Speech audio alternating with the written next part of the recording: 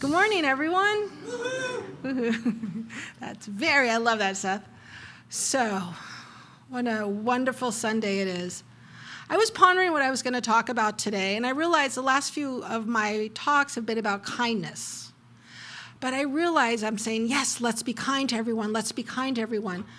But I was missing one perfect aspect of that, is the kindness to ourselves. Now, when we're kind to other people, are we sacrificing our own boundaries, our own thoughts? I was thinking about, someone said something to me that wasn't really the kindest thing the other day, and I didn't want to upset them. And so I just took what they said and I internalized it. And been doing a lot of growth work this summer, and I realized that that's not being kind to myself.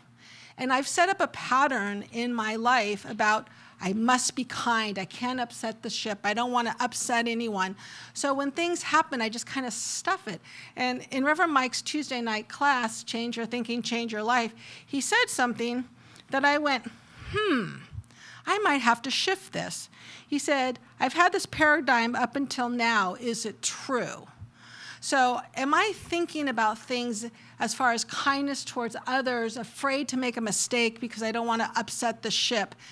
And so I think it was around 2010, 2012, one of my mentors at USM said, God is in you as you. And I was like, what? God is experiencing this pain and this struggle as me? And I just thought that was such this novel concept. And I remember thinking, okay, I'm going to get a tattoo that says God is in me as me. And I thought that was just such a great thought. But I was too afraid to get a tattoo, because that would be wrong and I would upset my mom and my dad, and I didn't want to do anything that was going to be not, what I was supposed to do, because I always did what I was supposed to do. Didn't want to make mistakes. And so I got a tattoo. Hi, Mom, I got a tattoo. Didn't mean to tell you online, but here it is. And what I did is I took God is in me as me, but I made it very simple. It says, be still. Be still and know that I am God. And through this comes this amazing freedom, because I realized I can speak my truth. I can be my authentic self. I can do what I want to do and not have to worry about what other people are going to say to me. And then all of a sudden there's this amazing freedom. Okay, I'll fess up. I got a second one also. Hi, Mom.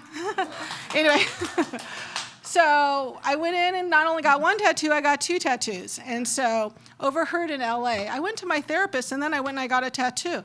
So on Instagram. But in our wonderful Science of Mind textbook, on the very first page, you open it up to the very first chapter, the thing itself, and Ernest so beautifully says, individuality must be spontaneous.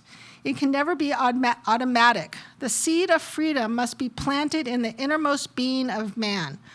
But like the prodigal son, man must make the great discovery for himself. So I don't know, instantaneous is like 10 years of thinking about something, but I did, and I go, okay, if I'm supposed to get a tattoo, there's going to be a good parking spot. That will be my sign.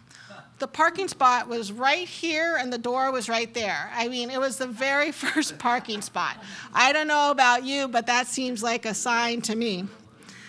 Then he goes on, the divine plan is one of freedom. Bondage is not God ordained.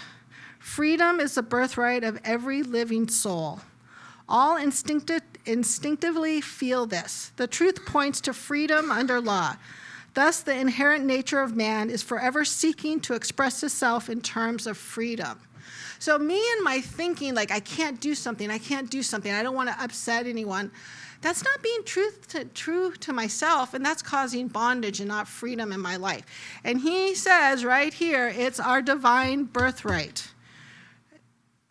So to suppose that the creative intelligence of the universe would create man in bondage and leave him bound would be to dishonor the creative power which we call to God. So Reverend Mike's class, we're talking about the creative power, about changing our thinking and changing our life. Switching our paradigm. I had to switch my paradigm to realize that I can do what I want to do And it's okay, because I need to speak my authentic self. So, as we go out, may you all find the perfect parking spots for whatever your heart's desire. And so it is.